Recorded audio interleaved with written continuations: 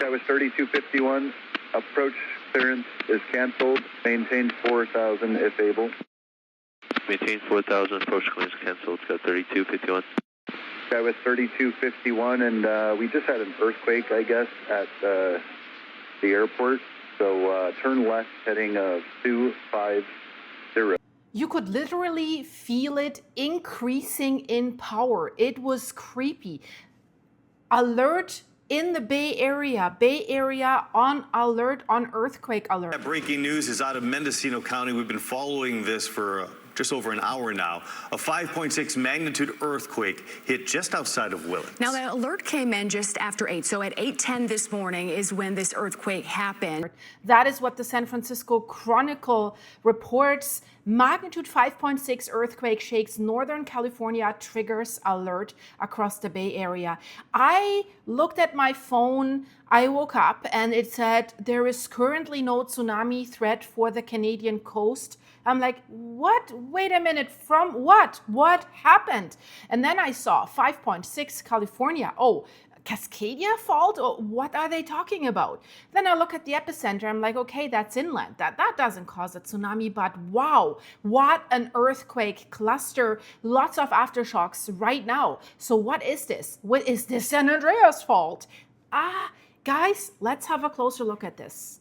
Definitely, that is just the kind of earthquake that hit California that people will remember. Phone alerts started screaming across Northern California, and not just near the epicenter, but across a huge area, including the Bay Area. And that, I'm talking about roughly 657,000 people that received this earthquake warning. So this was not a small incident. And originally they had it over magnitude 6, and the USGS has then downgraded it to 5.6. So alert zone stretched from basically north of Medford in Oregon down towards the region between Fresno and San Jose, and east even towards the Nevada border. But the strongest shaking also was not in San Francisco. It was in Mendocino County, beautiful county near Willits and Redwood Valley. So 8:10 a.m. Pacific time, magnitude 5.6. North of Redwood Valley, roughly 11 kilometers north, that's 6.8 miles. You see it on the map, and you also see all the aftershocks coming in. Very shallow, only 8 kilometers, that's roughly 5 miles. So shallow enough for the shaking to hit hard at the surface. And we have reports of injuries, by the way. USGS mapped the strongest shaking at orange level, which means very strong shaking. And that's not just, oh, people felt it. So this is the level where objects are falling, where furniture is moving, weak structures can be damaged, shelves empty, plaster can crack, and people can have trouble staying calm when they're indoors, right? So, and that's exactly what started coming in from the ground. So residents reported items tumbling off shelves, pictures fell from walls, furniture moved. Outside Willits, liquor crack broke through the sidewalk and another crack ran up the storefront. Inside the store, workers had to clean up bottles. Stuff topped over, a large humidor toppled over, spilled cigars across the floor.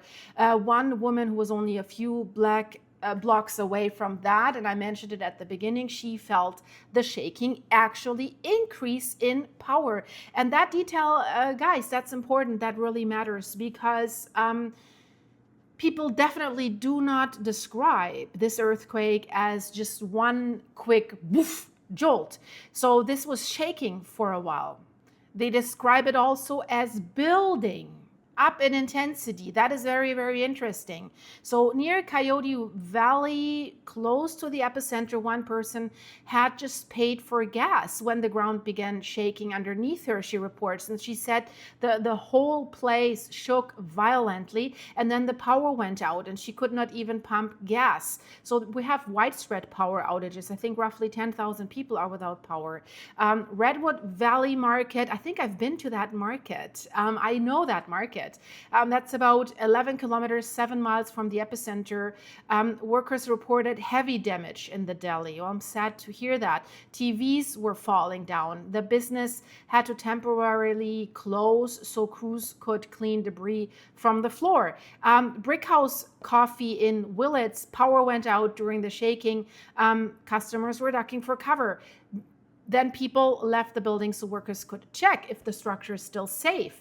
And before I tell you which fault was that, let's have a look at Coyote Valley Resort in Ukiah, about 37 kilometers, 23 miles from the epicenter. Students, families, school staff were attending a conference when the quake hit.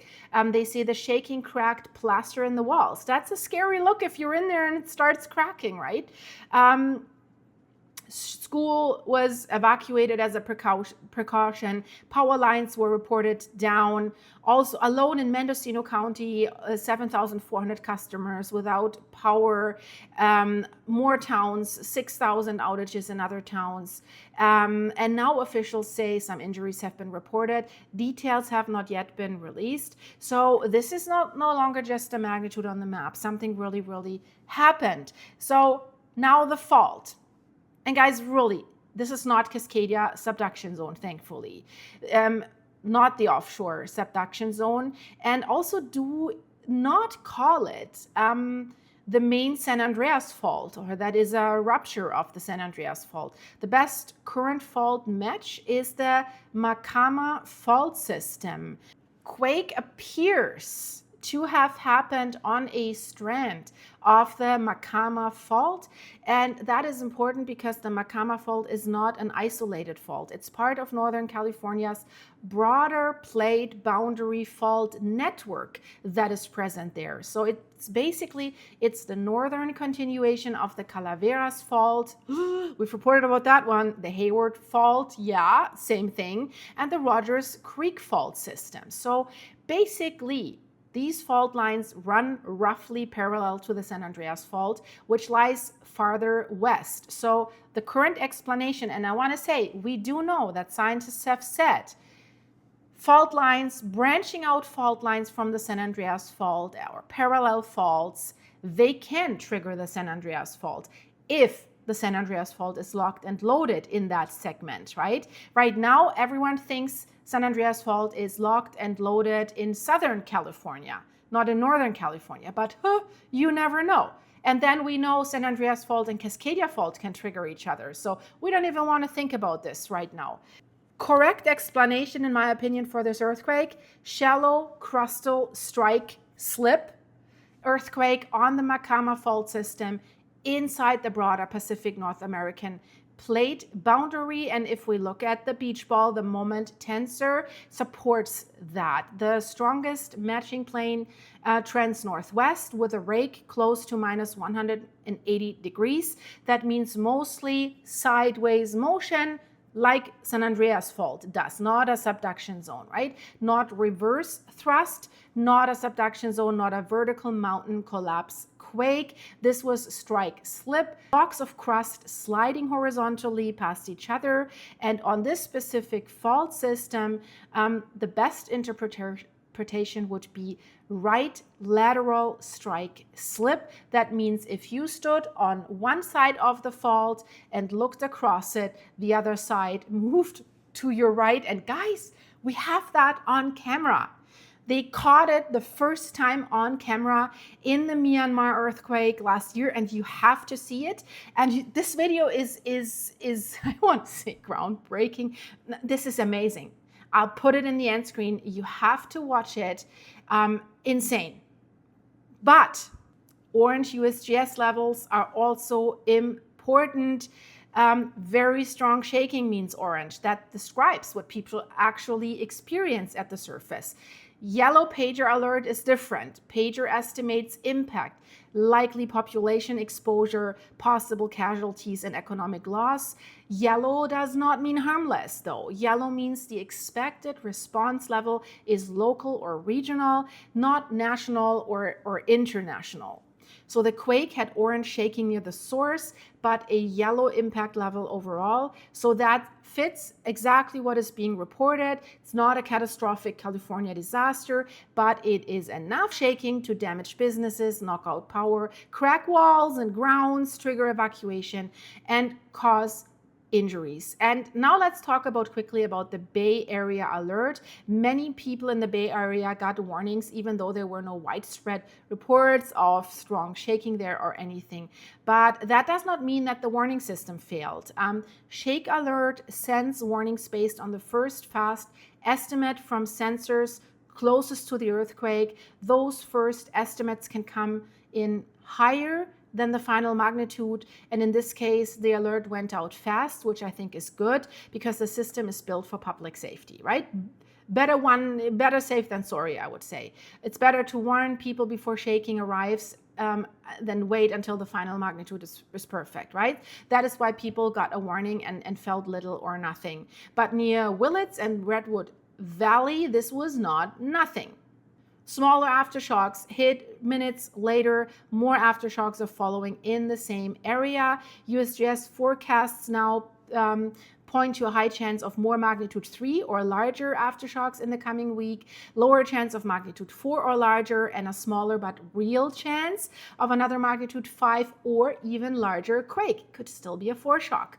So it's not a random swarm. Clusters definitely outlining this active fault zone around the rupture.